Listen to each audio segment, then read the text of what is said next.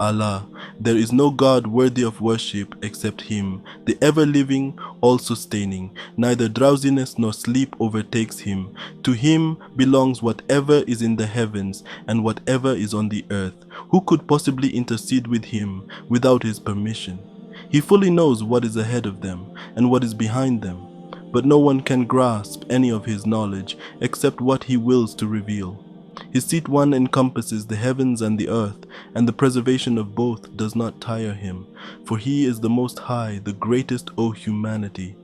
Be mindful of your Lord who created you from a single soul, and from it He created its mate. And through both He spread countless men and women, and be mindful of Allah, in whose name you appeal to one another, and honor family ties. Surely Allah is ever watchful over you. Give orphans their wealth when they reach maturity, and do not exchange your worthless possessions for their valuables, nor cheat them by mixing their wealth with your own, for this would indeed be a great sin. If you fear you might fail to give orphan women their due rights, if you were to marry them, then marry other women of your choice, 2, 3, or 4. But if you are afraid you will fail to maintain justice, then content yourselves with one or those bondwomen in your possession. This way you are less likely to commit injustice. Give women you wed their due dowries graciously. But if they waive some of it willingly, then you may enjoy it freely with a clear conscience. Do not entrust the incapable among your dependents with your wealth, which Allah has made a means of support for you, but feed and clothe them from it, and speak to them kindly. Test the competence of the orphans until they reach a marriageable age. Then, if you feel they are capable of sound judgment, return their wealth to them, and do not consume it wastefully and hastily before they grow up to demand it. If the guardian is well off, they should not take compensation, but if the guardian is poor, let them take a reasonable provision.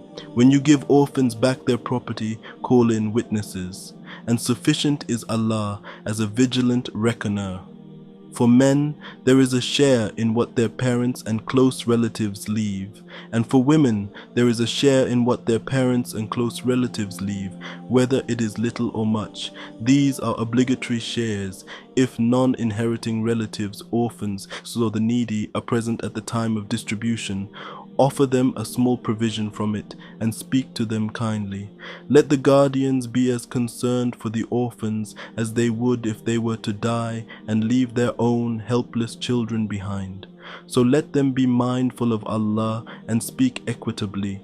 Indeed, those who unjustly consume orphans' wealth, in fact consume nothing but fire into their bellies, and they will be burned in a blazing hell. Allah commands you regarding your children, the share of the male will be twice that of the female. If you leave only 2 or more females, their share is 2/3 of the estate. But if there is only 1 female, her share will be 1/2. Each parent is entitled to 1/6 if you leave offspring. But if you are childless and your parents are the only heirs, then your mother will receive 1/3 B. But if you leave siblings, then your mother will receive 1/6 after the fulfillment of bequests and debts. Be fair to your parents and children, as you do not fully know who is more beneficial to you. This is an obligation from Allah. Surely Allah is all-knowing, all-wise. The true believers are only those whose hearts tremble at the remembrance of Allah, whose faith increases when His revelations are recited to them, and who put their trust in their Lord. Allah. Kitabun uhkimat ayatuhu, thumma fussilat min ladun hakimin khabir alif lam ra. This is a book whose verses are well perfected and then fully explained. It is from the one who is all-wise, all-aware. Tell them, O Prophet, worship none but Allah.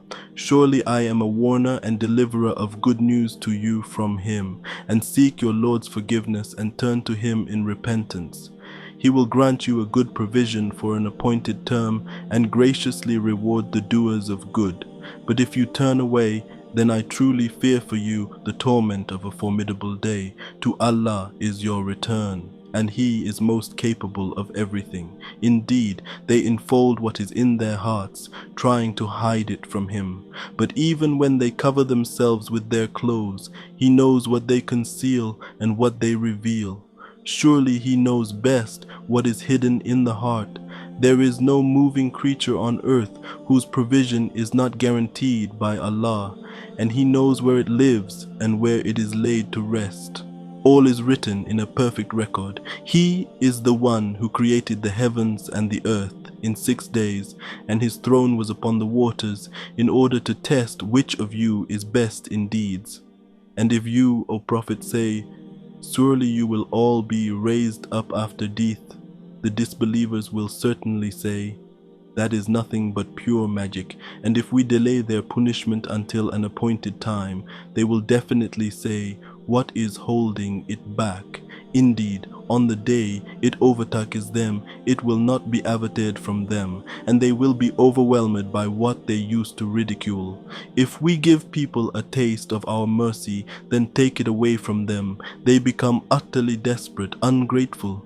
But if we give them a taste of prosperity after being touched with adversity, they say, "My ills are gone," and become totally prideful and boastful, except those who patiently endure and do good. It is they who will have forgiveness and a mighty reward.